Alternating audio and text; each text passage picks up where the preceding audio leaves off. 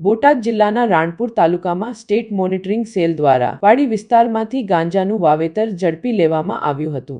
બોટાદ જિલ્લામાં રાણપુર પંથકમાં આવેલા નાનીવાવડી ગામના વાડી વિસ્તારમાં સ્ટેટ મોનિટરિંગ સેલ દ્વારા તપાસ કરતા કપાસની આડમાં અંદાજે 3 જેટલા લીલા ગાંજાના છોડ શોધીને મુદ્દામાલ જપ્ત કર્યો હતો, જેની અંદાજે 1 કરોડ જેવી કિંમત થાય છે। સ્ટેટ મોનિટરિંગ સેલ દ્વારા નાનીવાવડી ગામના અજીતસિંહ બારડ નામના શખ્સની ધરપકડ કરી વધુ તપાસ હાથ ધરી છે।